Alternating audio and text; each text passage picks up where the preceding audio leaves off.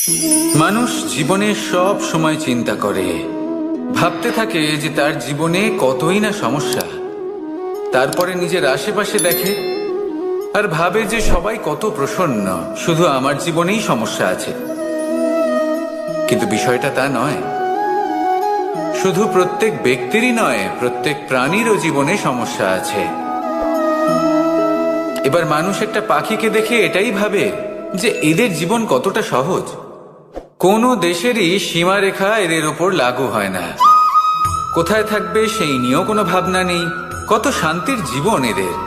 তারপর সে একটা পিঁপড়েকে দেখে আর এটা ভাবে কি অসাধারণ, এদের তো সারা জীবনই মাটির উপরেই অতিবাহিত হয়, খাবারটাও মাটিতেই পেয়ে যায়। কি শান্তির জীবন এদের। কিন্তু যখন কোনো ঝড় আসে তখন সবার আগে সেই পাখির বাসাটাই ঝড়ে ভেঙে যায়।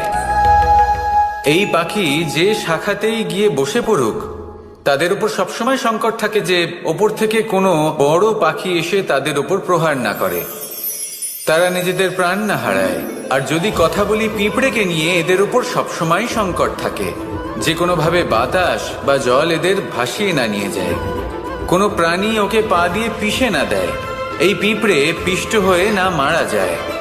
দেখুন, সমস্যা প্রত্যেকের জীবনে রয়েছে আর এই সমস্যা আসতেই থাকবে। এর অর্থ এটা নয় যে এই সমস্যার সম্মুখীনই হওয়া যায় না, এর সমাধানও সম্ভব নয়। প্রত্যেক সমস্যার সমাধান অবশ্যই আছে, শুধু শান্ত মনে সেটা খুঁজে বের করতে হবে।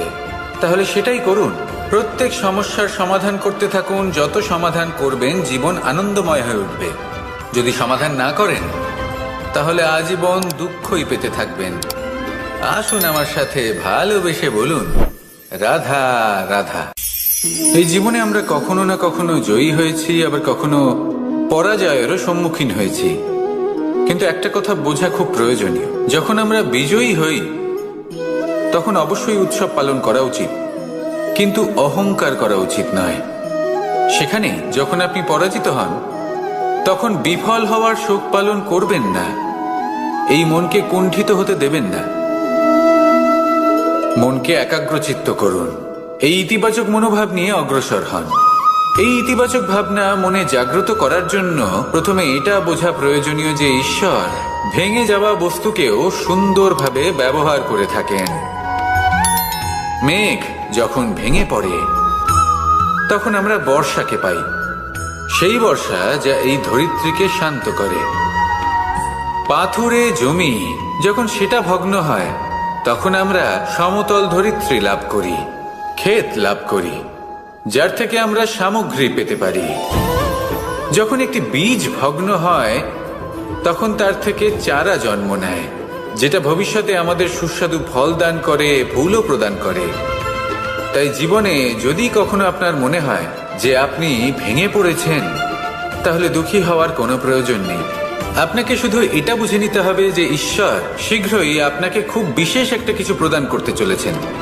এই জীবনে ওঠা নামা, জয় পরাজয়, এই সব কিছু আসতে থাকবে, চলেও যাবে। এই সব কিছুর সম্মুখীন হয়ে অগ্রসর হন, কিন্তু মনে ইতিবাচক শক্তি নিয়ে। আসুন আমার